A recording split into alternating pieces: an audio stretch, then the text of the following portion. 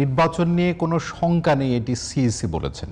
প্রধান নির্বাচন কমিশনার তিনি বলেছেন, গণমাধ্যমের শিরোনামগুলো যদি আমরা বলি, নির্বাচন নিয়ে কোনো শঙ্কা নেই, সুষ্ঠু নির্বাচন, নিরপেক্ষ নির্বাচন তেমনটা না বললেও নির্বাচন নিয়ে শঙ্কা নেই, এটি বলেছেন। ডক্টর বদিউল আলম মজুমদার বলেছেন, নির্বাচন নিয়ে সন্দেহ অনেকটাই দূর হয়েছে, তবে শঙ্কা কাটেনি। আমি দুই একদিন আগের কথা বলছি আর কি। এনসিপি নেতা হাসনাত আবদুল্লাহ এবং নাসিরউদ্দিন পাটোয়ারি, দুইজনই এনসিপির ডাকসাইটের নেতা, তারা বলছেন যে একপাক্ষিক আচরণ হলে নির্বাচনের প্রয়োজন নেই। হাসনাত আবদুল্লাহ এই কথা বলেছেন এবং নাসিরউদ্দিন পাটোয়ারি আরও এক ধাপে গিয়ে বলছেন যে প্রশাসনের আচরণ একপাক্ষিক মনে হচ্ছে, একটা দলের দিকে ঝুঁকে পড়েছে।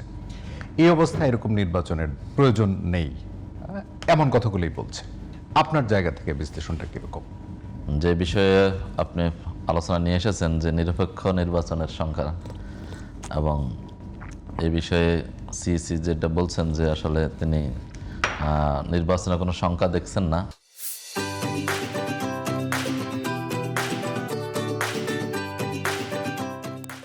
বাস্তব হচ্ছে যে আসলে আমরা ধীরে ধীরে নির্বাচনের দিকে এগিয়ে যাচ্ছি।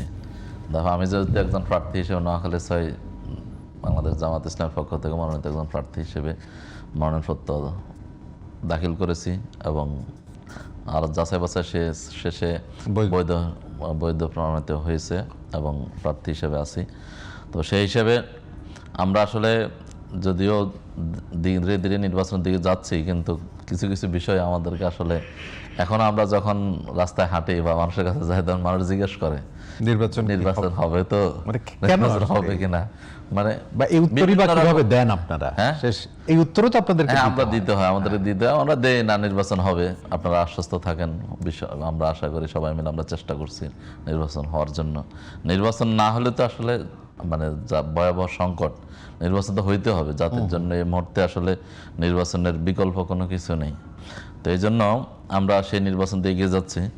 যদিও ইতিমধ্যে কিছু বিষয় মানে প্রশাসনের নিরপেক্ষতা নিয়ে কিছু প্রশ্ন উঠেছে, বা অতিমাত্রায় এটা তেলামি বলি আমরা, অথবা অতিমাত্রায় বাড়াবাড়ি বা নিজেদেরকে শো করা, বিএনপির চেয়ে বড় বিএনপি হয়ে যাওয়া, বা এগুলো আমাদের প্রশাসনের একটা বেদি। এটা আগ থেকেই দেখা যাচ্ছে যে আওয়ামী লীগের সময় আওয়ামী লীগের চেয়ে বড় আওয়ামী লীগের হয়ে যাওয়া, ধরে আনতে বললে বেঁধে নিয়ে আসা, মেরে ফেলা, তো এরকম অনেক বিষয় আমরা দেখেছি। তো সে একইভাবে এখনো দেখা যাচ্ছে। সেটা কি একদিকেই আপনার মনে হচ্ছে? আপনি তো বিএনপির কথা বললেন, না আমার কাছে মনে হচ্ছে নিজেদের জায়গা যদি একটু বলেন। নিজেদের জায়গা না, আমার কাছে মনে হচ্ছে যে আসলে এই জায়গাটা প্রশাসনকে একটা নিরপেক্ষ হওয়া উচিত, আরো বেশি প্রফেশনালিজম বলতে যেটা বোঝায় সেটাকে মেনটেন করা উচিত।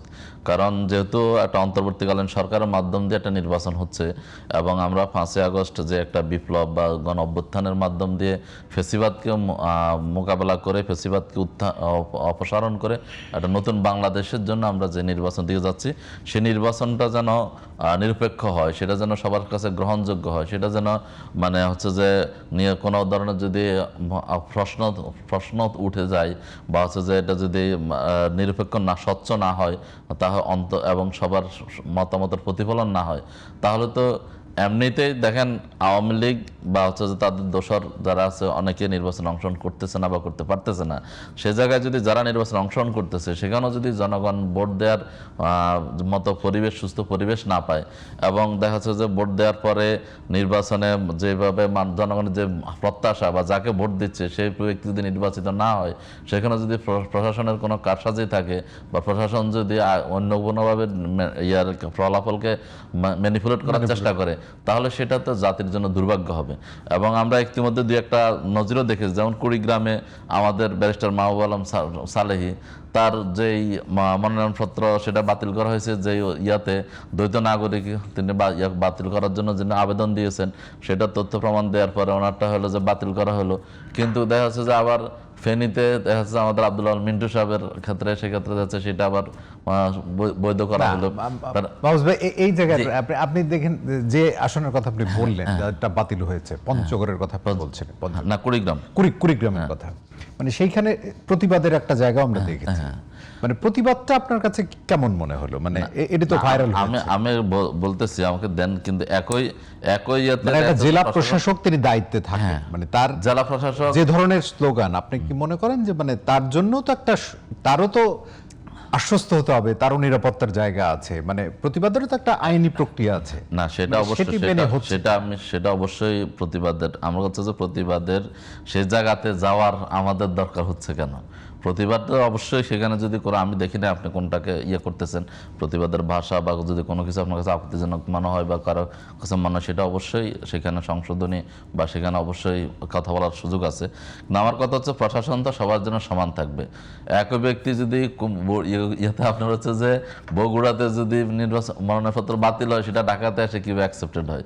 বা হচ্ছে যে কেউ যদি দ্বৈত নাগরিকের অপশন যদি বন্ধ, মানে কোনো ইয়া না দেন, যে হচ্ছে যে হ্যাঁ না কিছু না লেখেন, সেটা যদি যাচাই বাছাই না করে যদি সেটাকে যদি মানে বৈধতা দেওয়া হয়, তাহলে আরেকজনেরটা কেন অবৈধতা দেওয়া হবে? আইন তো সবার জন্য সমান থাকবে এবং প্রশাসনকে তো তার নিরপেক্ষ জায়গা থেকে কাজ করতে হবে। এবং অ্যাকসেপ্টেন্সটা তো মানুষের মধ্যে সন্দেহ সংশয় যেন কেন তৈরি হবে, তৈরি হওয়ার সুযোগটা আমরা কেন দেব? এবং অনেক ক্ষেত্রে দেখা মানে যায় এখানে কি নিজের মতো করে কাজ করার সুযোগ আছে কিনা, মানে নির্বাচন কমিশন নির্বাচন এর আগের নির্বাচনগুলো যদি আপনি দেখেন, না এটা কি নিজের স্বেচ্ছায় কাজ করা সম্ভব কিনা একজন? না, অবশ্যই স্বেচ্ছা কাজ করার সুযোগ নাই। সেটা আইনের দৃষ্টিতে যেটা হবে সেটাই। সেটা সবার জন্য হবে, একই রকম একই রকম হবে। যদি সেটা অবশ্যই অবৈধ যদি দ্বৈত নাগরিক হয়, সেটা হইতে পারবেন না, বাংলাদেশে নির্বাচন করতে পারবেন না, বাংলাদেশের আইন এটা আছে, কিন্তু সেটা যেন সবার জন্য অ্যাপ্লিকেবল হবে। সেটা কারোর জন্য হবে, কারোর জন্য হবে না, কারোর জন্য অ্যাভয়েড করে যাওয়া হবে, কারোর জন্য ওভারলুক করা হবে, কারোটা খুব সিরিয়াসলি ধরা হবে। এটা তো মানে প্রয়োগটা ঠিক মতো হলো, মানুষ সন্দেহ সংশয় সন্দেহ তৈরি হওয়ার সুযোগ আমরা পাবে কেন?